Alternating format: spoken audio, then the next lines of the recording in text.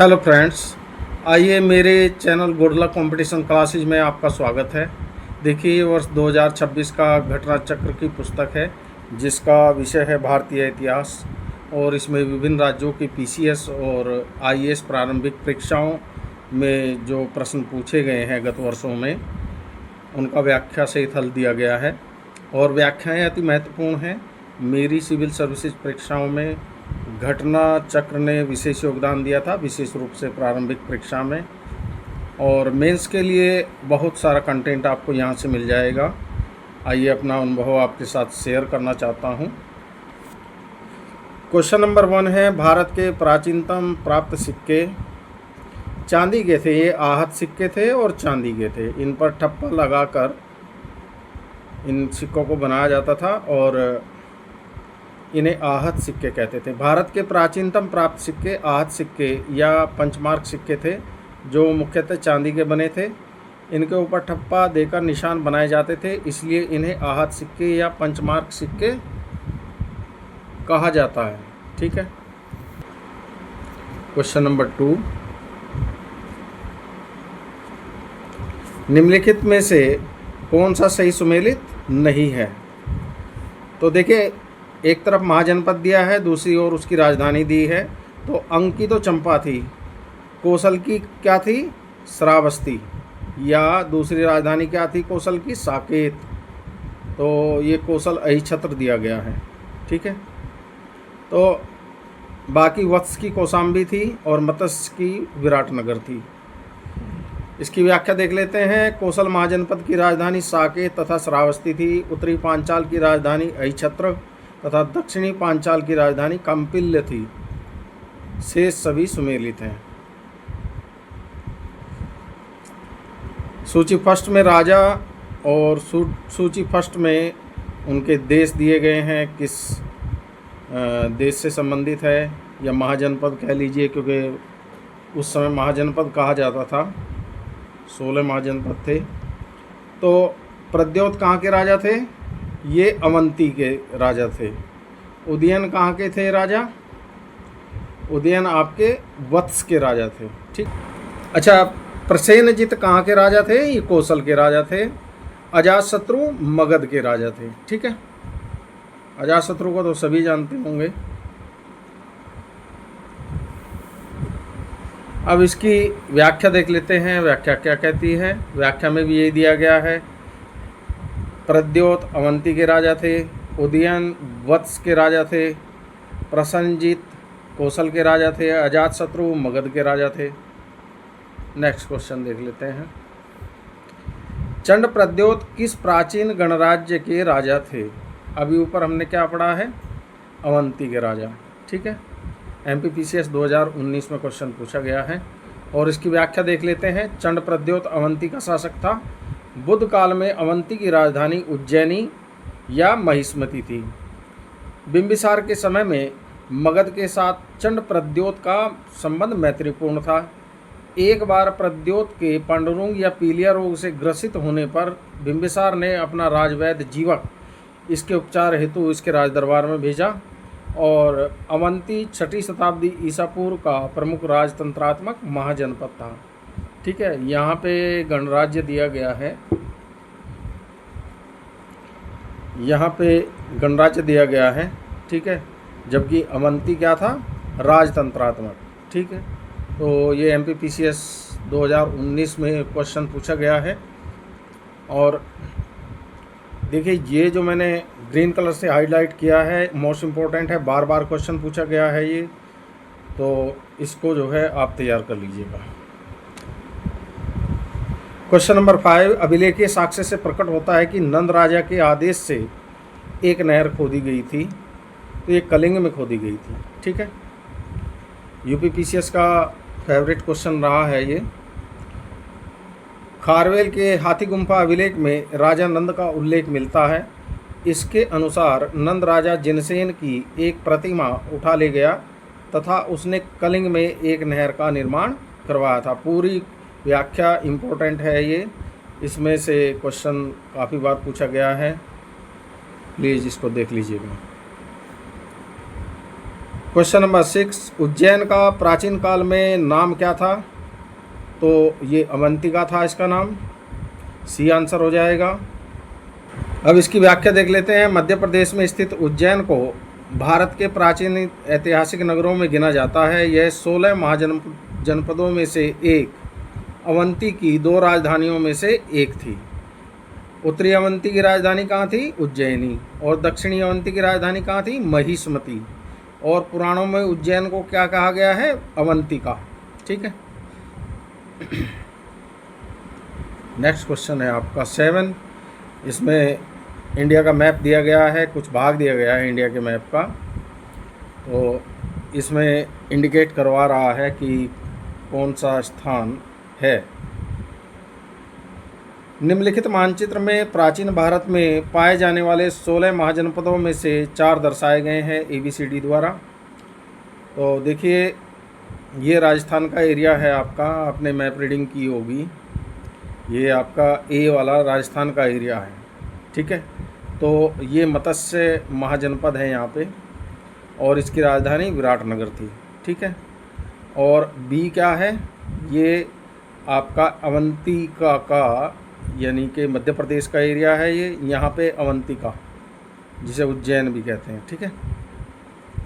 और C आपका क्या हो जाएगा? ये वत्स हो जाएगा। ठीक। और D का क्या हो जाएगा? ये आपका मगध हो जाएगा। तो इस तरह से जो आंसर बन रहा है आपका, मत्स्य, अवंती, वत्स, अंग। IAS परीक्षा में पूछा गया है प्रश्न। व्याख्या देख लेते हैं इसकी। मत्स्य, अवंती, वत्स तथा अंग महाजनपद दर्शाए गए हैं। मत्स्य महाजनपद राजस्थान प्रांत के जयपुर, अलवर और भरतपुर जिलों के निकटवर्ती क्षेत्र में बसा था। इसकी राजधानी विराटनगर थी। पश्चिमी तथा मध्य मालवा के क्षेत्र में अवंती महाजनपद बसा हुआ था। इसके 2 भाग थे। उत्तरी अवंती की राजधानी उज्जैनी थी और दक्षिणी अवंती की राजधानी महिष्मती। आधुनिक प्रयागराज तथा कौशाम्बी जिले प्राचीन काल में वत्स महाजनपद का निर्माण करते थे। ठीक है, जो यूपी में है। और कौशाम्बी इसकी राजधानी थी। ठीक है। बिहार के वर्तमान भागलपुर और मुंगेर जिले में अंग महाजनपद के ये अंतर्गत थे। भागलपुर और मुंगेर जिले, ठीक है, जो आजकल बिहार में है। तो ये अंग महाजनपद था यहाँ पर। और चंपा इसकी राजधानी थी। यहाँ का शासक कौन था? जरासंध। और बाद कर्ण भी, यहाँ का जो शासक थे वो कर्ण थे, जो महाभारत वाले कर्ण हैं। और मगध पर शासन किसका था? मगध पर शासन था जरासंध का, जिसको भीम ने मारा था। ठीक है, महाभारत वाले भीम।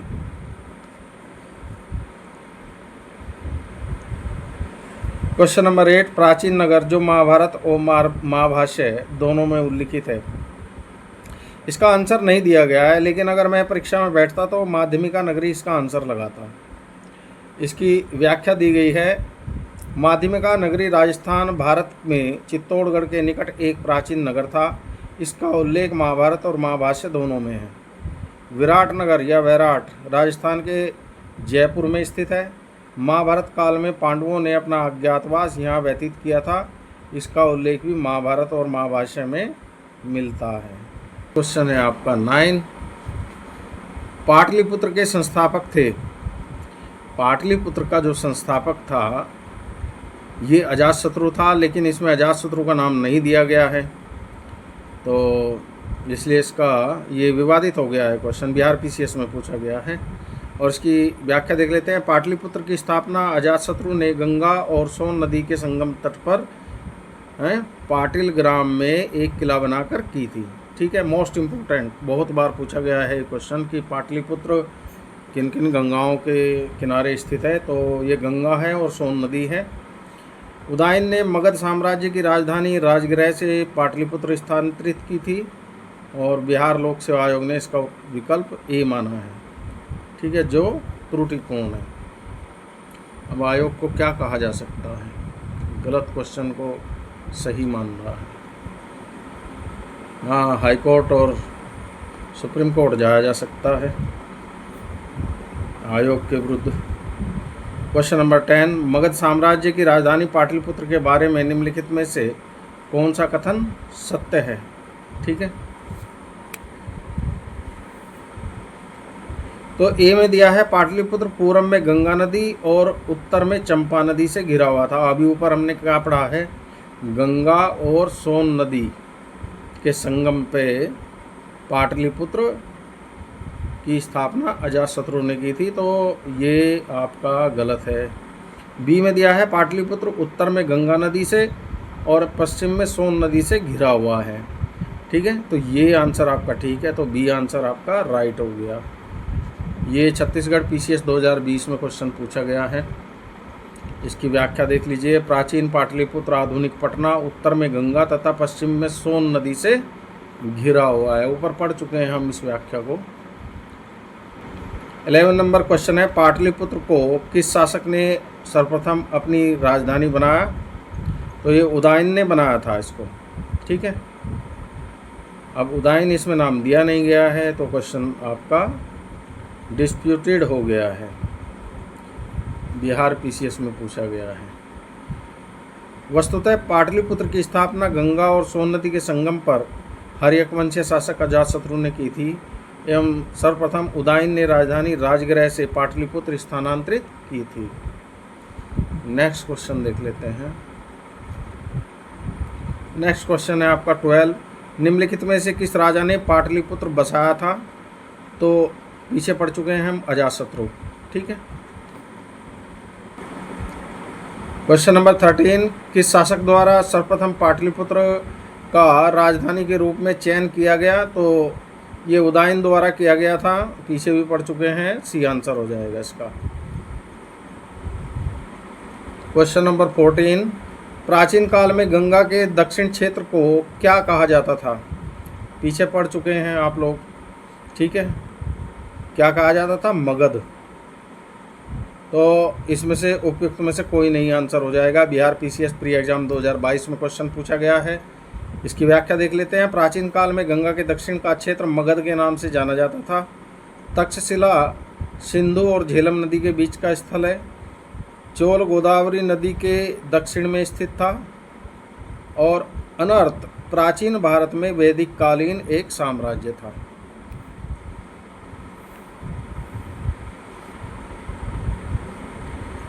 अच्छा, ये क्वेश्चन नंबर 15 है। उदयन और वासवदत्ता की दंतकथा संबंधित है। ये उज्जैन से है। ठीक है, जब उदयन जो है उज्जैन की जेल में बंद था, तो वासवदत्ता से इसका प्रेम प्रसंग चल रहा था। भैया बड़ा बहादुर था, जेल में रहते हुए भी लव स्टोरी चला रहा था। चलिए इसकी व्याख्या देख लेते हैं। उदयन वासवदत्ता की दंत कथा उज्जैन से संबंधित है। इस कथा को महाकवि भास ने अपने नाटक स्वप्नवास दत्तम में वर्णित किया है। इस नाटक में वत्स नरेश उदयन तथा अवंती नरेश प्रद्योत की पुत्री वासवदत्ता की प्रेम कथा का वर्णन है। यह कथा उस समय की है जब उदयन उज्जैनी के कारागार में कैद था। ठीक है, जेल में बंद व्यक्ति प्रेम प्रसंग चला रहा है। चलिए भैया, क्वेश्चन नंबर 16, प्रथम मगध साम्राज्य का उत्कर्ष किस शताब्दी में हुआ? 6ठी शताब्दी ईसा पूर्व। ये हमने पहले ही पढ़ चुके हैं नोट्स में। बी आंसर हो जाएगा इसका। इसकी व्याख्या दी है, प्रथम मगध साम्राज्य का उत्कर्ष ईसा पूर्व 6ठी शताब्दी में हुआ था। इस साम्राज्य की महत्ता का वास्तविक संस्थापक राजा बिंबिसार 544 से 492 ईसा पूर्व था। वह हर्यक वंश से संबंधित था। नेक्स्ट क्वेश्चन है आपका 17, निम्नलिखित में से कौन सा एक ईसा पूर्व 6ठी शताब्दी में प्रारंभ में भारत का सर्वाधिक शक्तिशाली नगर राज्य था? तो मगध हो गया। ठीक है, तो डी आंसर मगध हो गया। ये IAS एग्ज़ाम में IAS प्री एग्ज़ाम 1999 में क्वेश्चन पूछा गया था। और इसकी व्याख्या जो दी है, ईसा पूर्व छठी शताब्दी के प्रारंभ में मगध भारत का सर्वाधिक शक्तिशाली नगर राज्य था। कई जातकों में इसके समकालीन शहरों की अपेक्षा इसकी समृद्धि एवं संपन्नता का साक्ष्य मिलता है। मगध की कौशल, अंग और काशी के साथ लंबी प्रतिद्वंदिता थी।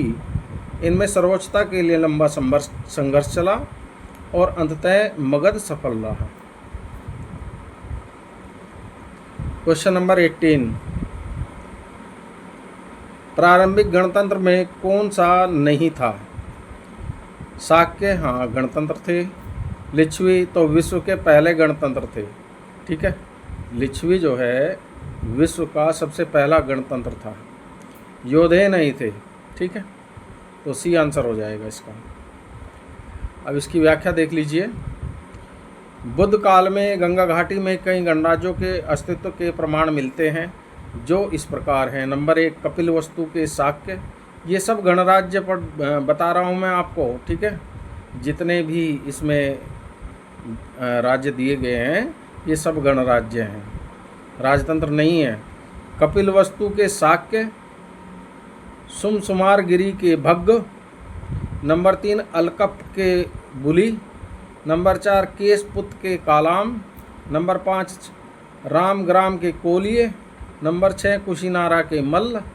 नंबर 7, पावा के मल्ल। नंबर 8, पीपलीवन के मौर्य। नंबर 9, वैशाली के लिच्छवी। नंबर 10, मिथिला के विदेही।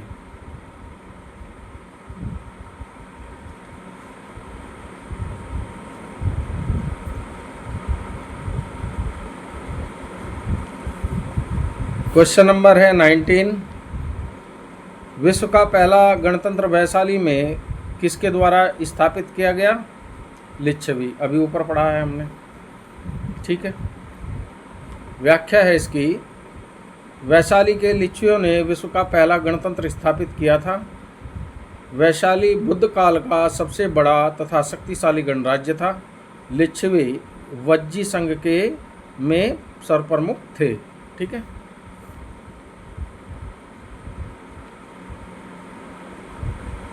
क्वेश्चन नंबर 20, ईसा पूर्व छठी सदी में विश्व की प्रथम गणतंत्रात्मक व्यवस्था कहाँ थी? ये वैशाली में थी। ठीक है जी। क्वेश्चन नंबर 21, निम्न में से कौन सा युग्म उपयुक्त जोड़ी है? देखिए, इसमें पार्श्वनाथ जंत्रिका दिया है, बिंदुसार शाक्य दिया है, स्कंदगुप्त मौर्य दिया है, चेटक लिच्छवी दिया है। ठीक है, तो बिंदुसार तो मौर्य वंश का था, स्कंदगुप्त गुप्त वंश का था, पार्श्वनाथ ये जैन धर्म से संबंधित हैं, और चेटक जो है राजा थे लिच्छवी के। ठीक है, तो ये डी आंसर हो गया। की व्याख्या है, राजा चेटक लिच्छवी गणराज्य के राजा थे। इनकी पुत्री चेलना का विवाह मगध नगरेश बिंबिसार से हुआ था। लिच्छवी वज्जी संघ में सर्वप्रमुख थे। ये पहले भी पढ़ चुके हैं हम। क्वेश्चन नंबर 22, छठी शताब्दी ईसा पूर्व के 16 महाजनपदों के विषय में निम्नलिखित में से किस बौद्ध ग्रंथ में सूचना मिलती है? देखिए, अंगुत्तर निकाय ये बौद्ध ग्रंथ है और एक भगवती सूत्र है वो जैन ग्रंथ है। इन दोनों ही ग्रंथों से 16 महाजनपदों की सूचना मिलती है। ठीक है, व्याख्या है इसकी।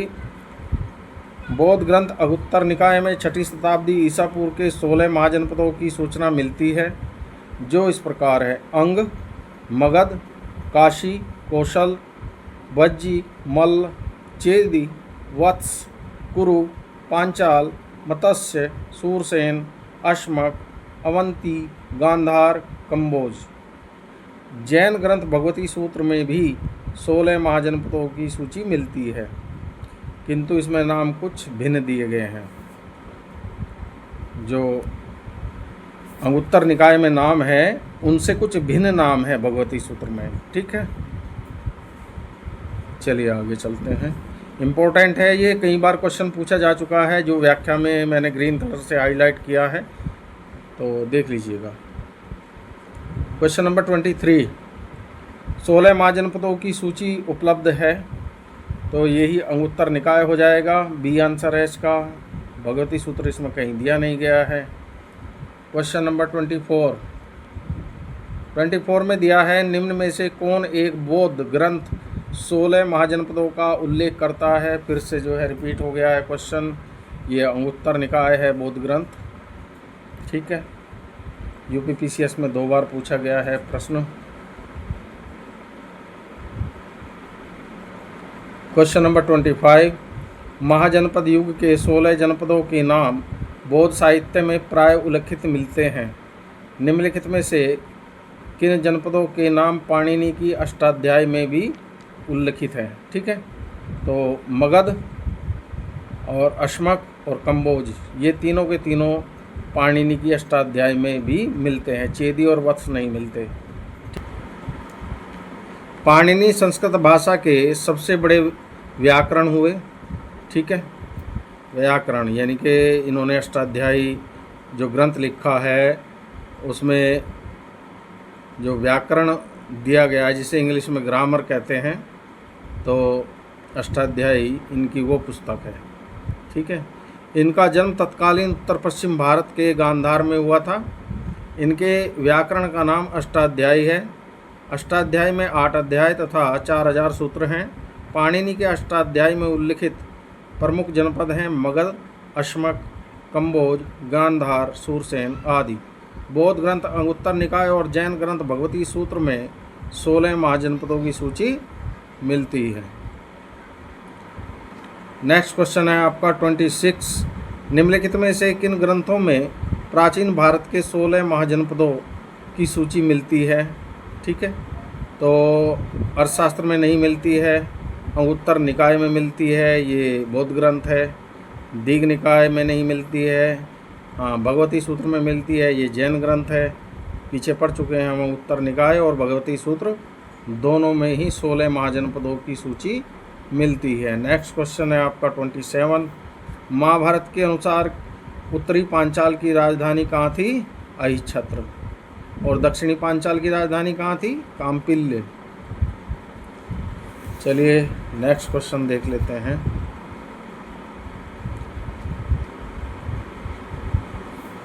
सोलह महाजनपदों में के युग में मथुरा इनमें से किसकी राजधानी थी?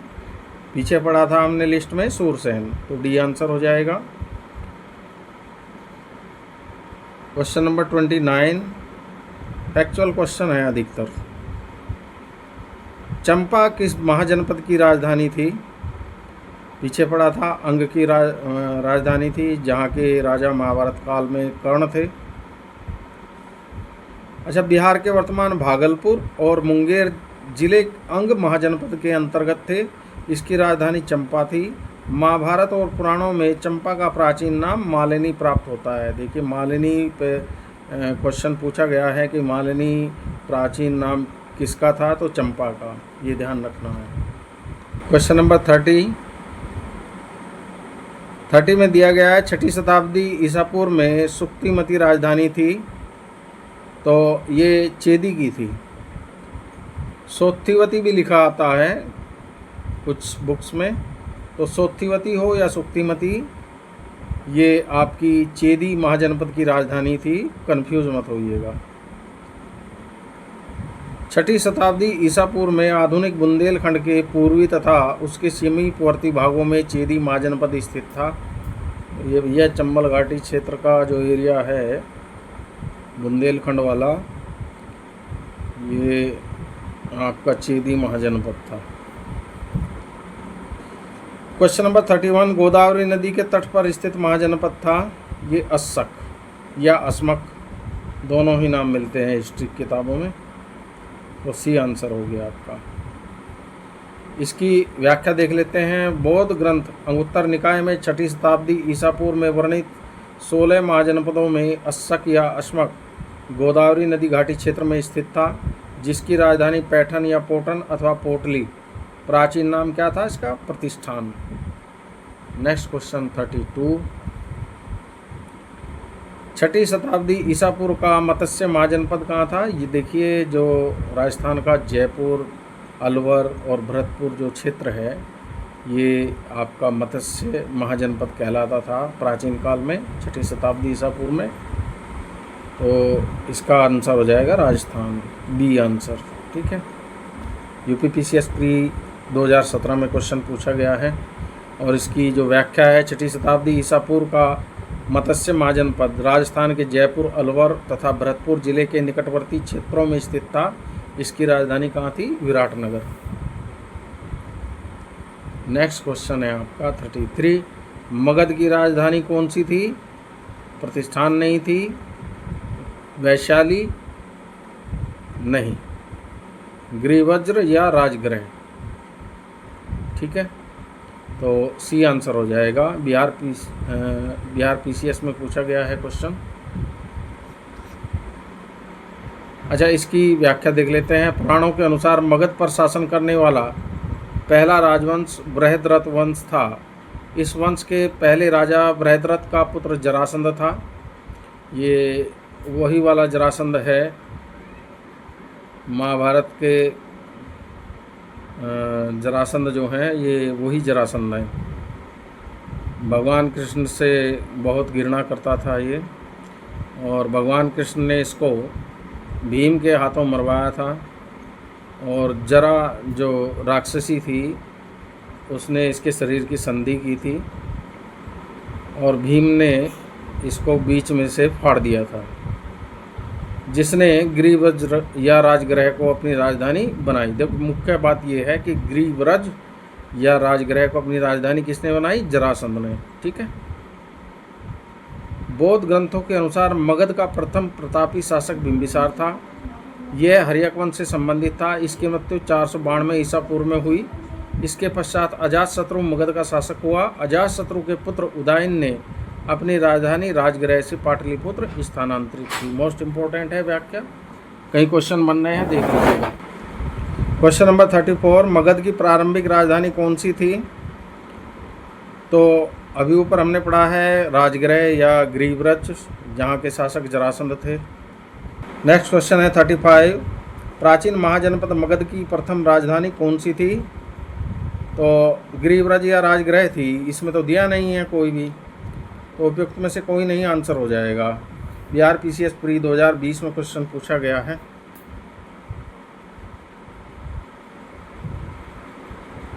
नेक्स्ट क्वेश्चन है 36। प्रारंभिक वैदिक काल के दौरान कौन सा शहर प्राचीन मगध साम्राज्य की राजधानी के रूप में कार्य करता था? तो राजगृह या गृहव्रज, तो ए आंसर हो जाएगा इसका। बिहार पीसीएस प्री एग्जाम 2023 में क्वेश्चन पूछा गया। व्याख्या देख लेते हैं इसकी। प्रारंभिक वैदिक काल के दौरान राजगृह वर्तमान राजगीर प्राचीन मगध साम्राज्य की राजधानी के रूप में कार्य करता था। मगध का पहला शासक राजवंश बृहद्रथ वंश था, जिसका संस्थापक कौन था? बृहद्रथ, जिसका बेटा जरासंध था, जिसको महाभारत के भीम ने मारा था। बृहद्रथ का उल्लेख ऋग्वेद में प्राप्त होता है। महाभारत में यहाँ के शासक के रूप में जरासंध का उल्लेख प्राप्त होता है। और छठी शताब्दी ईसा पूर्व में हर्यक वंशी शासक बिंबिसार के नेतृत्व में मगध साम्राज्य का पुनरुत्थान हुआ था। ठीक है,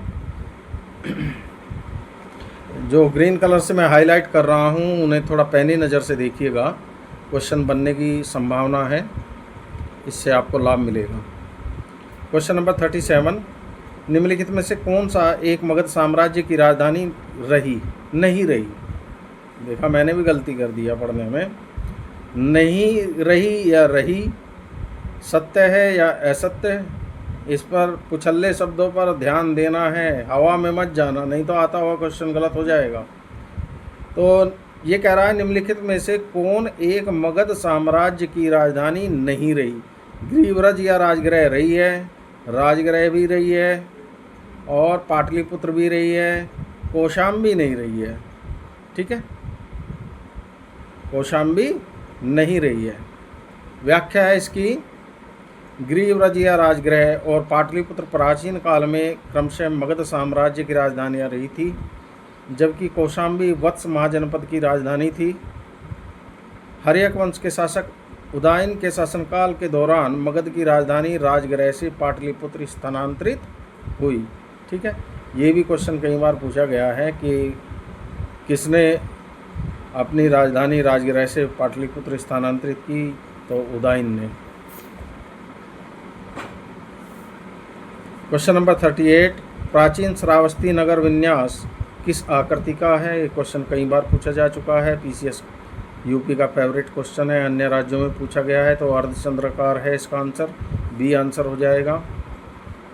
व्याख्या है इसकी, प्राचीन श्रावस्ती की पहचान अलेक्जेंडर कनिंघम ने उत्तर प्रदेश के श्रावस्ती के निकट सहित महित नामक स्थान से की थी। उत्खननों के आधार पर ज्ञात हुआ कि प्राचीन श्रावस्ती का नगर विन्यास अर्धचंद्राकार था। नेक्स्ट क्वेश्चन है आपका 39, मगध के किस प्रारंभिक शासक ने राज्योरण के लिए अपने पिता की हत्या की एवं स्वयं इसी कारणवश अपने पुत्र द्वारा मारा गया? देखिए हर्यक वंश की क्या परंपरा रही है। बिंबिसार को अजातशत्रु ने मारा और अजातशत्रु को उदयन ने। ठीक है, तो बी आंसर दिया इसका, अजातशत्रु। लेकिन यहाँ एक कन्फ्यूज़न ये हो रहा है, मगध का शासक अजातशत्रु अपने पिता हर्यक वंश के संस्थापक बिंबिसार की हत्या कर गद्दी पर बैठा। ठीक है, तो बिंबिसार की हत्या किसने की? अजातशत्रु ने। और अजातशत्रु की हत्या किसने की? इसके पुत्र उदयन ने। बिंबिसार पिता था, पुत्र था अजातशत्रु। अजातशत्रु ने बिंबिसार की हत्या कर दी। अब पिता बन गया अजातशत्रु और पुत्र हो गया इसका उदयन। उदयन ने अजातशत्रु की हत्या कर दी। ठीक है, तो ये हुआ है, बी आंसर दिया है इसमें अजातशत्रु। तो प्रारंभ में तो अजातशत्रु ने ही की थी। ठीक है, इसकी व्याख्या दी है, मगध का शासक अजातशत्रु 492 से 460 ईसा पूर्व अपने पिता हर्यक वंश के संस्थापक बिंबिसार की हत्या कर राजगद्दी पर बैठा था। इसकी हत्या भी इसके पुत्र उदयन ने कर दी थी। ठीक है, एक उदयन शासक कौशाम्बी के वत्स राजा उदयन भी है, ये वत्स का राजा है जिसकी राजधानी कौशाम्बी थी। और एक उदयन राजा जो है या उदयन, ये मगध का शासक हुआ है जो अजातशत्रु का पुत्र था। ठीक है, तो इनमें कंफ्यूज नहीं होना है, दोनों के नाम उदयन है या उदयन मिलेंगे। हिस्ट्री किताब में दोनों नाम मिलते हैं, उदयन और उदयन। क्वेश्चन नंबर 40, निम्नलिखित में से किस महान शासक ने प्राचीन बिहार में हर्यक वंश की स्थापना की? तो बिंबिसार ने। ये आंसर हो जाएगा इसका। बिहार पीसीएस एग्ज़ाम 2024 में पूछा गया है। क्वेश्चन नंबर 41 में दिया गया है, अजातशत्रु के वंश का नाम क्या था? हर्यक वंश। ठीक है, बहुत इजी क्वेश्चन भी पूछ रहे हैं। नेक्स्ट क्वेश्चन है आपका, राजकुमार जो अपने पिता की मृत्यु के लिए उत्तरदायी था। ठीक है, तो ये अजातशत्रु थे। लेकिन उदयन भी इसमें दिया है। देखो, अजातशत्रु ने अपने पिता बिंबिसार की हत्या की और उदयन ने अपने पिता अजातशत्रु की हत्या कर दी। यानी कि अजातशत्रु ने तो अपने पिता बिंबिसार की और ये भी हर्यक वंशी है शासक उदयन, इसने अजातशत्रु की हत्या कर दी। ठीक है, तो ये क्वेश्चन तो मेरे दृष्टिकोण से तो विवादित है कि दोनों ही ए और डी दोनों ही इसके आंसर ठीक हैं। यूपी पीसीएस में पूछा गया प्री 2011 में क्वेश्चन, ऐसा क्वेश्चन नहीं पूछना चाहिए। क्वेश्चन नंबर 43, किसने मगध साम्राज्य में वज्जी गणसंघ को हराकर आत्मसात किया? तो ये अजातशत्रु हैं। अजातशत्रु ने वज्जी संघ में फूट डलवा कर और उन पर आक्रमण कर वज्जी संघ को हराया था। व्याख्या देख लेते हैं इसकी। वैशाली वज्जी संघ का प्रमुख गणराज्य था। यहाँ के शासक लिच्छवी थे। बिंबिसार के समय से ही मगध एवं वज्जी संघ में मनमुटाव था, जो अजातशत्रु के समय संघर्ष में बदल गया। और निर्यावली सूत्र से ज्ञात होता है कि उस समय लिच्छवी गण का प्रधान चेटक था। उसने 9 लिच्छवियों, 9 मल्लों और 18 गणराज्यों काशी कौशल को एकत्र करके मगध नरेश के विरुद्ध एक सम्मिलित मोर्चा तैयार किया। भगवती सूत्र से ज्ञात होता है कि अजातशत्रु इन सब का विजेता था। अजातशत्रु ने इन सब को हरा दिया था। अजातशत्रु ने कूटनीति से काम लिया। पाटलिपुत्र में उसने एक सुदृढ़ दुर्ग का निर्माण करा और तत्पश्चात उसने अपने मंत्री वत्सकार, ठीक है, देखिए मंत्री का नाम याद रखने की आवश्यकता है, कई बार पूछा गया है। वत्सकार किसके मंत्री थे? तो ये अजातशत्रु के मंत्री थे। तो वत्सकार को भेजकर इसने वज्जी संघ में फूट डलवा दी, अपने मंत्री को भेजकर अजातशत्रु ने, और फलस्वरूप में परस्पर लड़ने लगे और संगठन कमज़ोर पड़ गया। अंतोगतवा अजातशत्रु ने आक्रमण करके लिच्छवियों को पराजित किया और उनका भूभाग मगध साम्राज्य में मिला लिया। नेक्स्ट क्वेश्चन है आपका 44। मालवा क्षेत्र दिया गया है। मालवा क्षेत्र पर मगध की सत्ता का विस्तार निम्न में से किसके शासनकाल में हुआ था? क्षेत्र नहीं है, ये क्षेत्र है, मिसप्रिंट है।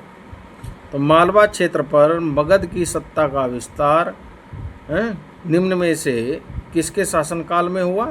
ये शिशुनाग के काल में। डी आंसर है इसका। अच्छा, पुराणों के अनुसार मगध नरेश शिशुनाग ने अवंती मालवा क्षेत्र को जीत कर मगध साम्राज्य में मिला लिया। मोस्ट इम्पोर्टेंट, ये व्याख्या कई बार क्वेश्चन पूछा गया है, ये आप ध्यान रखिएगा। नेक्स्ट क्वेश्चन है आपका 45। मगध में नंदवंश का संस्थापक कौन था? महापद्म नंद। इसकी व्याख्या है, मगध पर शिशुनाग वंश के पश्चात नंद वंश का वर्चस्व स्थापित हुआ था और नंद वंश का संस्थापक महापद्म नंद अथवा उग्रसेन था। इसके सभी नाम याद रखने की आवश्यकता है, क्वेश्चन पूछे गए हैं। महापद्म नंद को उग्रसेन भी कहा गया है और पुराणों में महापद्म नंद को सर्व छत्रांतक और अपरो परशुराम भी कहा गया है। ठीक है, तो ये इसके चारों नाम आप लोगों को याद रखने की आवश्यकता है, क्वेश्चन में किसी भी नाम को पूछ सकता है। Next question 46। शिशुनाग वंश के बाद मगध बिहार पर, मगध जो है ये बिहार में है, ठीक है, प्राचीन में ये मगध साम्राज्य था और आधुनिक बिहार में है अब ये, पर किस वंश ने शासन किया? ठीक है, शिशुनाग वंश के बाद। तो ये नंदवंश आ गया था शिशुनाग वंश के बाद यहाँ मगध में। नेक्स्ट क्वेश्चन है आपका 47।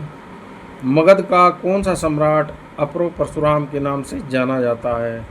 तो ये महापद्म नंद, डी आंसर हो गया आपका, ऊपर पढ़ लिया हमने अभी। 48। वाराणसी को निम्नलिखित में से किसने अपनी द्वितीय राजधानी बनाया था? ठीक है, तो ये क्वेश्चन कन्फ्यूजन में है कि किसने बनाया था, ये इसका आंसर दिया नहीं है, इसमें स्टार लगाया है इन्होंने। चलिए देखते हैं। 6ठी शताब्दी ईसा पूर्व में वाराणसी काशी महाजनपद की राजधानी थी, जिसे हर्यक वंश के शासक बिंबिसार ने कौशल नरेश प्रसेनजित की बहन से कौशल देवी के साथ विवाह करके दहेज के रूप में प्राप्त किया था। भाई इसने बिंबिसार ने कितनी शादियां की हैं। इसी प्रकार अजातशत्रु के समय प्रसेनजित ने अपनी पुत्री वाजिरा का विवाह अजातशत्रु से करके काशी के ऊपर उसका अधिकार स्वीकार कर लिया। कालांतर में शिशुनाग ने जब वैशाली को अपनी राजधानी बनाया तो उसने अपने पुत्र को वाराणसी का उपराजा नियुक्त किया था। अतः दिए गए विकल्पों में यह स्पष्ट नहीं है कि वाराणसी को अपनी दूसरी राजधानी किसने बनाया था। उल्लेखनीय है कि उत्तर प्रदेश लोक सेवा आयोग ने इस प्रश्न का उत्तर शिशुनाग माना है। अब आयोग के बारे में क्या कहें। हाई कोर्ट और सुप्रीम कोर्ट ही इलाज है आयोग का, और कोई इलाज नहीं है।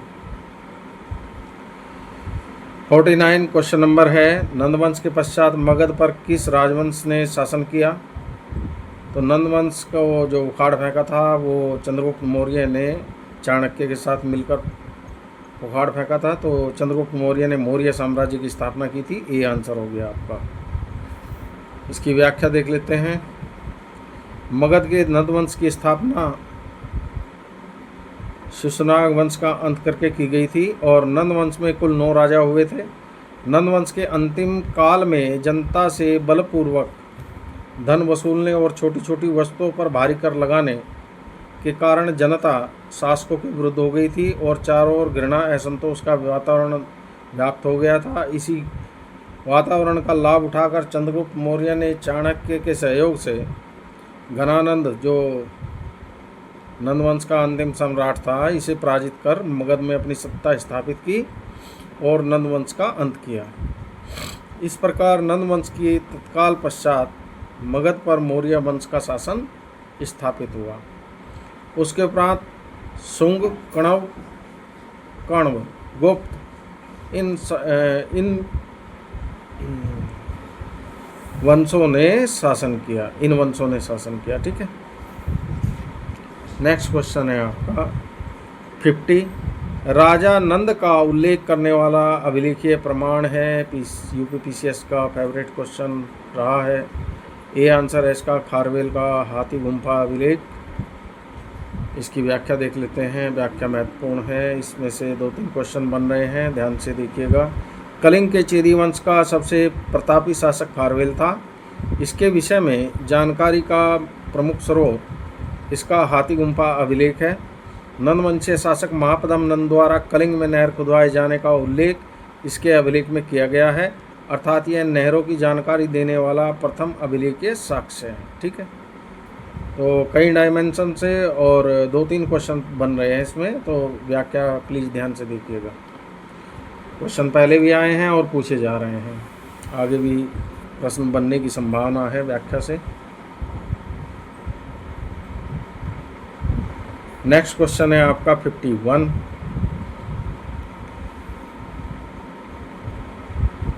निम्नलिखित मगध राजवंशों को काल क्रमानुसार व्यवस्थित कीजिए। ठीक है। तो सबसे पहले तो देखिए हर्यक वंश आ जाएगा। हर्यक वंश के बाद कौन सा वंश आया? नंदवंश। ठीक है। और नंदवंश को किसने उखाड़ा? मौर्य वंश ने। और मौर्य वंश के बाद कौन सा वंश आया? शुंग वंश। ठीक है। ये इस तरह से आपका जो क्रम बना है 4, 1, 3, 2 बी आंसर हो गया आपका। ने इसमें व्याख्या में भी यही दिया है। हर्यक वंश 544 ईसा पूर्व से 412 ईसा पूर्व रहा है। नंदवंश 344 ईसा पूर्व से 321 ईसा पूर्व रहा है। मौर्य वंश 321 ईसा पूर्व से 184 ईसा पूर्व रहा है। शुंग वंश 184 ईसा पूर्व से 75 ईसा पूर्व रहा है। क्वेश्चन नंबर 52, गौतम बुद्ध के समय का प्रसिद्ध वैद्य जीवक किसके दरबार से संबंधित था? ठीक है। तो ये बिंबिसार का राजवैद्य था और बिंबिसार ने चंडप्रद्योत जो राजा था उसको पीलिया हो गया था, उसके इलाज के लिए चंडप्रद्योत के दरबार में अपने राजवैद्य जीवक को भेजा था। ठीक है। इसकी व्याख्या दी गई है। गौतम बुद्ध के समय एक प्रसिद्ध वैद्य जीवक बिंबिसार के दरबार से संबंधित था। बिंबिसार ने अपने राजवैद्य जीवक को अवंती नरेश चंडप्रद्योत के राज्य में चिकित्सा सेवा के लिए भेजा था। नेक्स्ट क्वेश्चन है आपका 53, मगध शासक बिंबिसार का चिकित्सक कौन था? तो जीवक, सी आंसर हो गया आपका। बिहार पीसीएस 2022 में क्वेश्चन पूछा गया है। नेक्स्ट क्वेश्चन है आपका क्वेश्चन नंबर 54, निम्नलिखित कथन ए और बी को पढ़ें और नीचे दिए गए कूट से सही उत्तर का चयन करें। कूट है। ए, विश्व के सभी भागों में ईसा पूर्व 6ठी शताब्दी का एक महान धार्मिक उथल पुथल का काल था। बिल्कुल था। ठीक है, इसी समय महात्मा बुद्ध, महावीर स्वामी, मकलीपुत्र गोशाल जैसी महान हस्तियाँ हुई हैं। कुछ और बी इसने दिया है, वैदिक धर्म बहुत जटिल हो चुका था। उस समय जो वैदिक धर्म था उसमें बहुत सारी जटिलताएं आ गई थी कि मंत्रों को शुद्ध बोलो, और जो विभिन्न यज्ञ और हवन होते थे वो बहुत खर्चीले हो गए थे, आम आदमी के बस की बात नहीं थी। तो ये बात भी बिल्कुल सही है। तो ए और बी दोनों ठीक है। बी आंसर हो गया इसका, ए और बी दोनों ठीक है। ईसा पूर्व 6ठी शताब्दी में उत्तर भारत की मध्य गंगा घाटी क्षेत्र में अनेक धार्मिक संप्रदायों का उदय हुआ। अनेक मत तथा दर्शनों के प्रादुर्भाव ने बौद्धिक आंदोलनों का रूप धारण किया। विभिन्न मतों को मानने वाले सन्यासी या परिव्राजक घूम घूम कर अपने जीवन दर्शन का जन समुदाय में प्रचार तथा एक दूसरे के दर्शन का खंडन करते थे। यह भी महत्वपूर्ण है कि इस प्रकार के बौद्धिक आंदोलनों के प्रमाण अन्य देशों में भी मिलते हैं। चीन, ईरान तथा यूनान में पुरातन मान्यताओं को चुनौती देने वाले क्रमशः कन्फ्यूशियस, जरथुस्त्र और पाइथागोरस थे। वैदिक धर्म में बहुत जटिलता हो चुकी थी। ठीक है, और मंत्रों की शुद्धता और यज्ञों पर बहुत जोर था, जिसमें पुरोहितों का महत्व अधिक बढ़ गया था और यज्ञों में बहुत धन व्यय होने लगा था तथा पशु बलि को बढ़ावा मिला। तो आम आदमी के बस का कहाँ यज्ञ और हवन कराना रह गया था, इतना धन व्यय होने लगा था।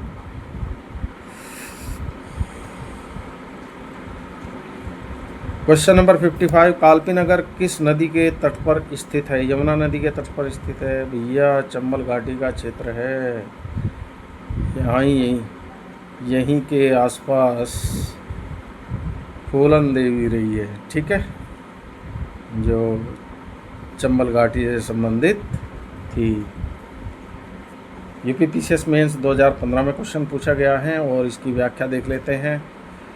कालपी नगर उत्तर प्रदेश के जालौन जिले में स्थित एक नगर या स्थान है। यह यमुना नदी के किनारे स्थित है। प्राचीन काल में यह काल प्रियनाथ या काल प्रिय नगरी के नाम से विख्यात था। समय के साथ साथ संक्षिप्त नाम कालपी हो गया। यह 4वीं सदी में राजा वासुदेव द्वारा बसाया गया था। नेक्स्ट क्वेश्चन देख लेते हैं। सूची फर्स्ट का सेकंड से सुमेल करवा रहा है।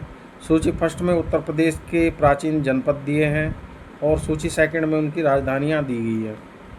तो देखिए, कुरु की राजधानी कहाँ थी? पांचाल। कुरु की राजधानी इंद्रप्रस्थ। ये वही कौरव पांडव का क्षेत्र है कुरु। तो कुरु की राजधानी इंद्रप्रस्थ हो गई। और पांचाल की राजधानी कहाँ हो जाएगी? अहिछत्र। कौशल की राजधानी कहाँ हो जाएगी? साकेत। और दूसरी राजधानी कौशल की कहाँ थी? श्रावस्ती। ये भी ध्यान रखना है। वत्स की क्या हो जाएगी? कौशाम्बी। ठीक है, तो इस तरह से 4, 3, 1, 2 ये आपका कोड बन गया। बी आंसर हो गया। अब इसकी व्याख्या देख लेते हैं। व्याख्या में भी वही दिया है कि कुरु की राजधानी इंद्रप्रस्थ थी, पांचाल की राजधानी अहिछत्र थी, कौशल की राजधानी साकेत थी, वत्स की राजधानी कौशाम्बी थी। सूची फर्स्ट का सेकंड से सुमेल करवा रहा है। सूची फर्स्ट में महाजनपद दिए हैं और सूची सेकंड में उनकी राजधानियाँ दी हैं। देखिए, मैंने जब नोट्स पढ़ाए थे आप लोगों को तो मैंने तभी बताया था कि ए बी लिस्ट में महाजनपद और उनकी राजधानियाँ मिलान के लिए अक्सर पूछी जाती हैं। तो 2-3 क्वेश्चन आ चुके हैं हम लोगों के सामने। ठीक है, अब इसमें महाजनपद मत्स्य ये कहाँ था? राजस्थान में। जो जयपुर और भरतपुर अलवर का जो क्षेत्र है वो मत्स्य महाजनपद कहलाता है और इसकी राजधानी कहाँ थी? विराटनगर। और कुरु जो महाजनपद है ये आपका कौरव पांडवों वाला क्षेत्र है, हस्तिनापुर वाला। तो इसकी राजधानी कहाँ थी? इंद्रप्रस्थ। और शूरसेन जो है इसकी राजधानी कहाँ थी? मथुरा। और अश्मक, इसकी राजधानी कहाँ थी? पोटन या पोतली। ठीक है, यूपीपीसीएस प्री एग्ज़ाम 2020 में क्वेश्चन पूछा गया है और यही आपका व्याख्या में दिया गया है, तो व्याख्या पढ़ने की आवश्यकता नहीं है। क्वेश्चन नंबर 58 देखिए, प्राचीन भारत 600 से 322 ईसा पूर्व के संदर्भ में निम्नलिखित युग्मों पर विचार कीजिए। ये प्रादेशिक क्षेत्र दिए हैं और इस क्षेत्र में बहने वाली नदी दी है। ठीक है, तो ये अश्मक महाजनपद है, इसमें कौन सी नदी बहती थी? गोदावरी। ठीक है, और कंबोज महाजनपद में कौन सी नदी बहती थी? व्यास। इसका प्राचीन नाम है व्यास का विपाशा। और अवंती महाजनपद में कौन सी नदी बहती थी? महानदी। ठीक है, और कौशल महाजनपद में कौन सी नदी बहती थी? ये तो सब जानते होंगे, भगवान राम का क्षेत्र सरयू नदी आज भी मशहूर है। अयोध्या के किनारे, अयोध्या जो है सरयू नदी के किनारे स्थित है। ये आईएएस परीक्षा में पूछा गया है 2025 में क्वेश्चन, और यही व्याख्या में दिया गया है। फिर भी मैं एक बार पढ़ देता हूँ। अश्मक महाजनपद की जो नदी है वो गोदावरी है। कौशल में जो बहती थी नदी उसका नाम सरयू है। कंबोज में जो नदी बहती थी उसका नाम विपाशा या व्यास है। और अवंती महाजनपद में जो नदी बहती थी वो उसका नाम महानदी है।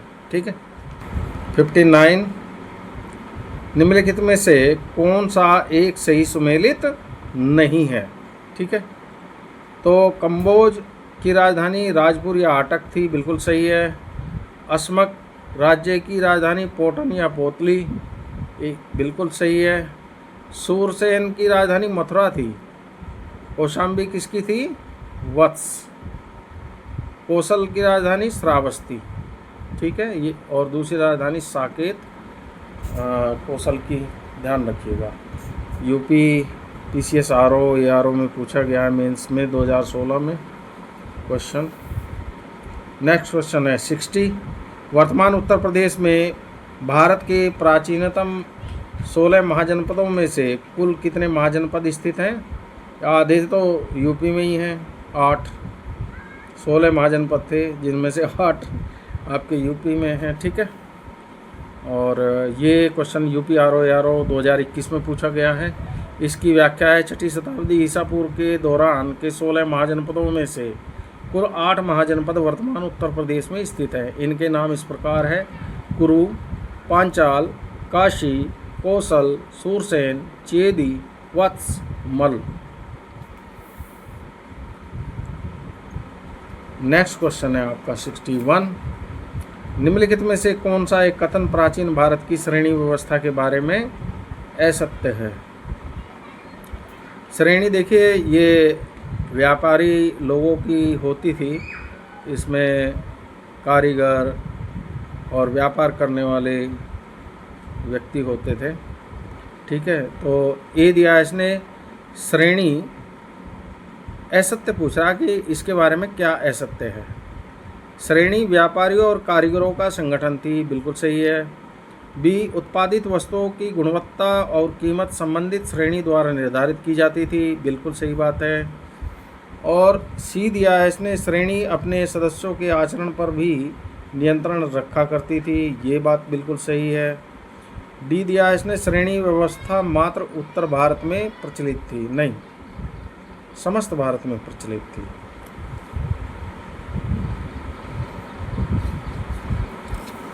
व्याख्या देख लेते हैं इसकी।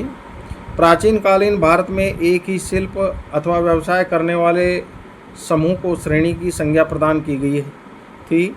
इनके उद्भव का एक महत्वपूर्ण कारण उत्तर वैदिक काल में उद्योग धंधों का स्थानीयकरण था। श्रेणियां देश के व्यापार वाणिज्य का संचालन, वस्तुओं की गुणवत्ता व कीमत निर्धारण के साथ साथ अपने सदस्यों के आचरण पर भी नियंत्रण रखती थी। उत्तर भारत के साथ साथ दक्षिण भारत में भी श्रेणियों के प्रचलन का उल्लेख मिलता है। आज का वीडियो मैं यही समाप्त करता हूँ। आशा करता हूँ आप इससे पूर्णतः लाभान्वित होंगे। मिलते हैं नेक्स्ट वीडियो में। वीडियो देखने के लिए थैंक यू।